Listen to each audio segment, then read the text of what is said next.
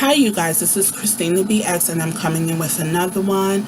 If you follow me on Facebook, Twitter, or YouTube, you know that I am what I classify myself as a product. But today I'm coming with a different type of video.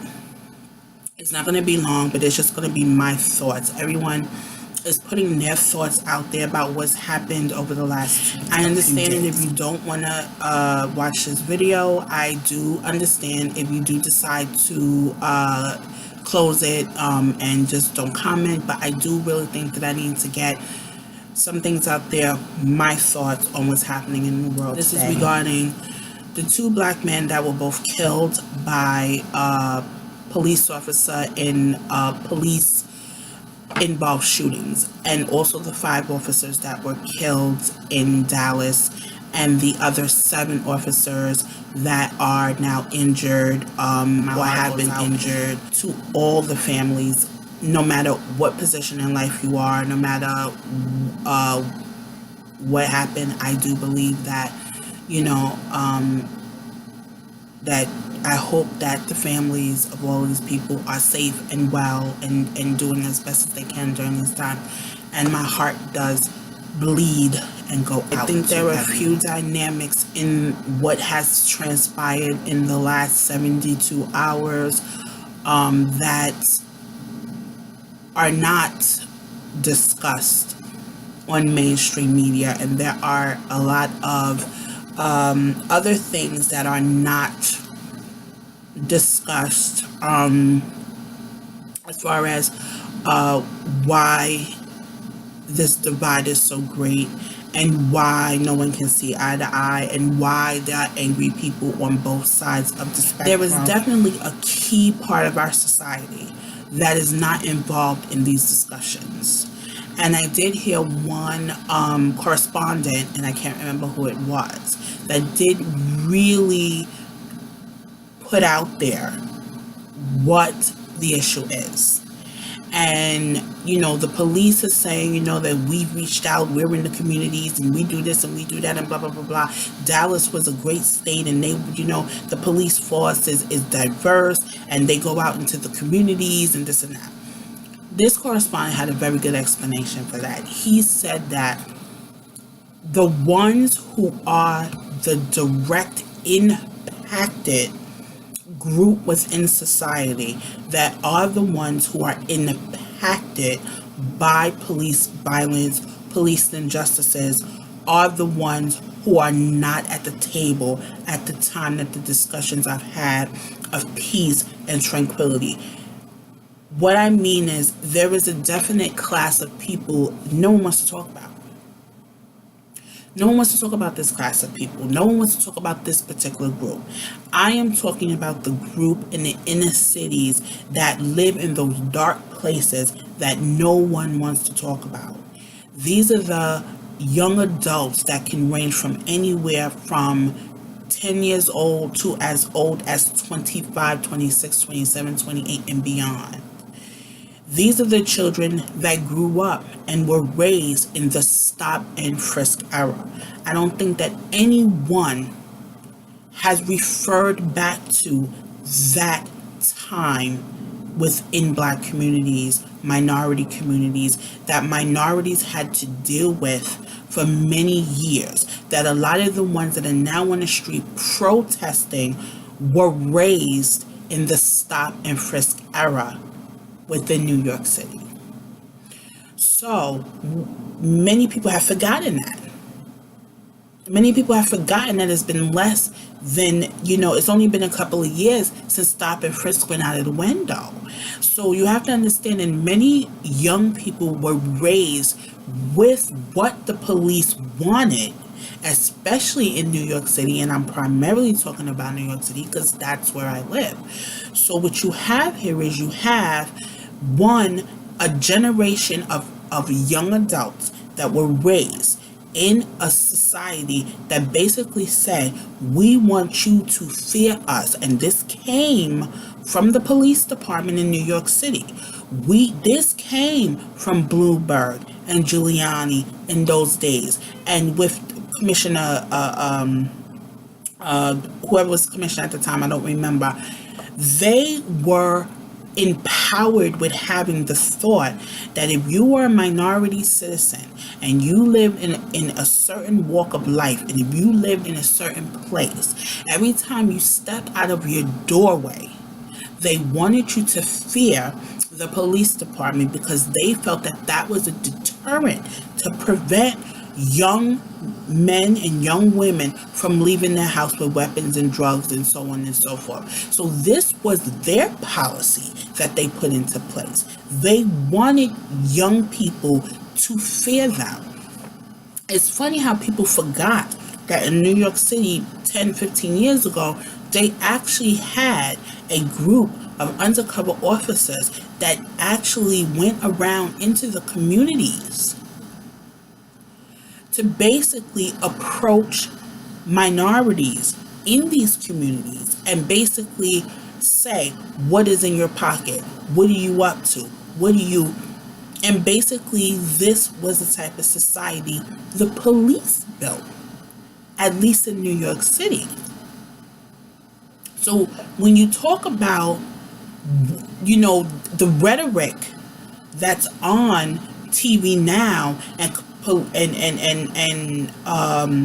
community leaders and police leaders are sitting there talking about, all this rhetoric that went on for 2 years. But that was 2 years after the stop and frisk policy went out the window. That's 2 years prior to that.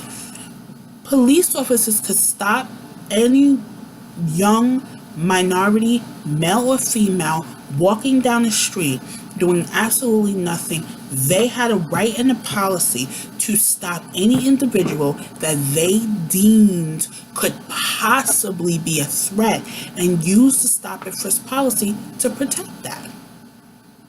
Many young adults went to jail for 2 or 3 days based on charges that couldn't stick in court and were dismissed. None of this was put out there because the people who it's happening to do not have a spot at the table when this is happening. You want to know why? Because no one wants to sit a 16, 17, 18, 19, 20, 21, 22-year-old minority who has dropped out of high school, who is illiterate with no communication skills, to sit on national television and put in everyone's face what society is doing to a lot of people who are not equipped to deal with society lives under society's thumb. A society that cut the strings of what they designed. You have a community of people who the dropout rates are exponential. How can you tell a young black man who never got past the 5th grade to go out and get a job? A man who doesn't understand how to pay his taxes. A young woman who doesn't understand what the Constitution is, much less care, because it's the day-to-day struggle. So when I see these police officers going out there talking about the rhetoric of the last 2 years, it's a smokescreen to hide the fact that you instilled the stop and frisk policy in New York City. You wanted us to fear you every time we stepped out of our door, because as far as you was a concern, as far as the NYPD, national police agencies, you felt this was a deterrent to crime. You basically said, if you feel like you're going to get stopped and you're going to get patted down and you will not leave your house with a gun. You will not leave your house with drugs. You will not leave your house. And that's what they wanted to instill in minorities. Now when I hear head police sitting up there talking about there's no compassion for us and we feel like the community is against us, and we feel you wanted this. You wanted these specific. Now, let me be clear. They don't want all communities to fear them. They still want to come to the block parties and want to march in the parades, and they want to do all of that. So those communities, they don't want to fear them. They want those communities that are in the dark, that have the highest dropout rates, what they say highest crime rates. But let's not forget, crime statistics are based on arrests. So statistically, if you arrest someone for a charge that's dismissed in court as being unfounded, it still is part of the statistic. Okay, the statistics doesn't say how many of these cases have gone to court and been thrown out. That's not the statistic that they show. They show arrest rates, which means that these are the statistics before the group that they're taking the statistics from has even seen the inside of a courtroom.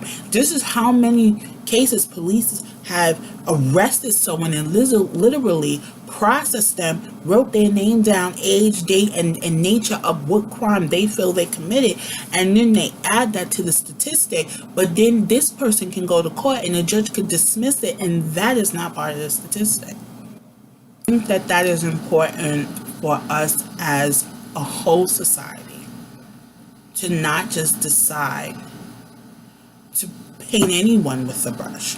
So the NYPD, the other police forces, there's all these people that are standing up there saying, you know, we don't kill black people. No, you may not intentionally, but you want us to fear you. You want us to not question you. I have had the unfortunate privilege of being around when people have been arrested. And there was definitely a method in which police handle minorities. You can't ask them a question, why am I being detained? They don't feel you're human enough to tell you that. They don't care that you're in front of your children. They don't care that, you know, this is going to bring hardship to you. They don't care that if they arrest you and take you down to Rikers Island and you're in Central Bookends and you're doing all of this, that you have to go to work the next day, that now you're in jeopardy of losing your job. They wriggled in it. They thrived in it. The system is not designed to say, okay, you know, you're out there drinking an open container, you have an open container of alcohol. That's not worth you going to jail for. But they do it. That this group is not at the table for discussion. Because, to be honest with you, many young men, and I know I'm going to get slammed for this, oh no, you know, we brothers and stuff, blah, blah, blah. But many of our young minority brothers and sisters cannot go on camera, cannot go before Congress, cannot go and sit, you know, in a forum and say, I am the one being targeted because I have no education. You know, I have to hustle to make ends meet. I have to find methods outside of society to survive because society has written me off. These are the ones that don't have a place at the table. So when you have all of these, and I say it with being proud, African American, Hispanic commentators that stand up there in the news and they're very well dressed and well spoken and have houses outside of these communities trying to represent us, it leaves the room for the argument. Because white America cannot understand you standing in a three-piece suit saying, I am being racially profiled. I am being targeted. They're looking at you saying, but you're on national television. You have a job. You're making this money. How are you complaining? Because you're representing a group they don't see. They don't see that group. And have limited access to that group.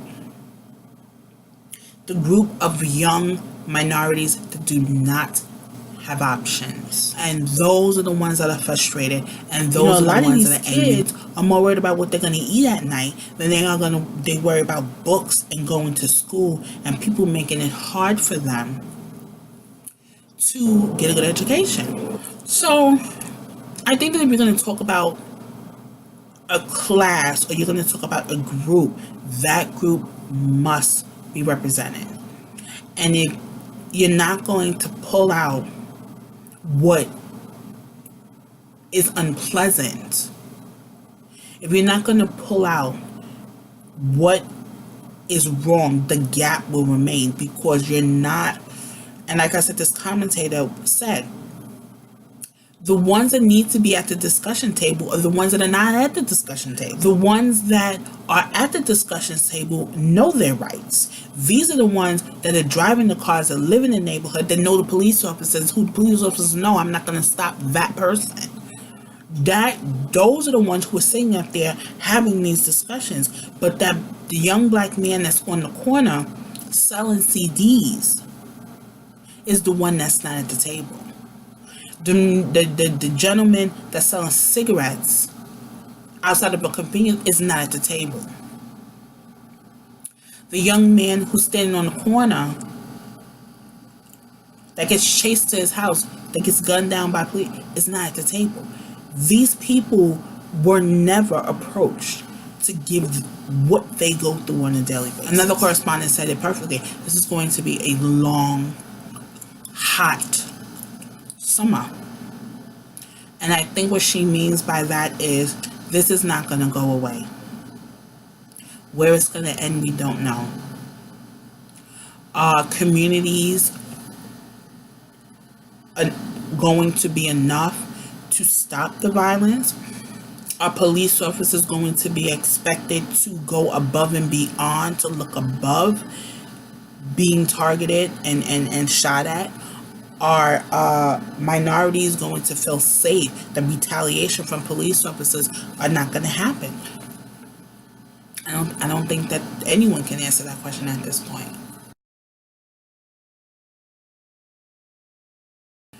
And my fear is that there are criminals out there. There are criminals out there. And they want to do us harm in our communities. And they wait for police to abandon the communities to do what they do best. Can there be a balance between asking for respect and then showing respect in return? And I think that with all the anger and everything going on, I just don't know if that's possible. But I will say this. If nothing else, we all should be able to agree that loss of life is not acceptable. I mean, hundreds of people have said that today. This is about loss of life. Growing up, we were always taught sticks and stones. I can argue with you. I can yell at you. You can yell at me. You can be a racist. You can give me a racist comment. I can come back at you with some stuff that'll have you in tears. But me nor anyone else can come back from a bullet wound to the heart, to the chest, to the neck, to the head. When you get to lethal retaliation, as we've all said, it's one thing to fist fight. You can walk away from that, but you cannot walk away from a lethal attack. So anyway, that's my feeling on it. And if you want clarity, please comment. Please don't leave any negative comments. I like opposition, so please feel free to leave an opposition to what I'm saying. But do not come on here and leave a comment that is derogatory towards anyone. I don't care who it is. Your comment will be deleted. It will be not allowed to be on my page. You will not have the ability to come in and say if it is on there, I will take it down. So this is a forum for discussion. If you are a young person who feels like your voice is not being heard and that you cannot articulate or communicate in the manner where society as a whole can understand you, you have to reach out to someone who can get that message out for you. That you say, I am here, I need to be heard. That, I don't need someone to speak for me without speaking to me. And I think that is a very important message. Don't speak for people if you're not willing to speak to those. So again, this is Christina BX. Thank you so much for sitting with me through this rant. There's hundreds of rants out there. If you don't like this one, go find another one. People want to be open to discussion. I just feel that you have to be realistic what you're discussing about. And I do also believe that you have to have the correct people at the table, not representatives of those people who don't know what those people are. So okay, y'all. So I think hopefully I won't have to come back with any type of video like this, and we can get back to having lighthearted discussions about makeup. And so again, this is Christina BS. I am Products Junkie, and I will see you in the next one. Remember, I love you all. I don't love everybody now. Let's be clear. I'm not going to say I love you all. If you wish me well, and if you love me, I love you back. If you don't love me, I don't love you back. But other than that, I do love people in general. So have a good one. Be safe, be conscious, be aware, and be heard. So until next time, bye.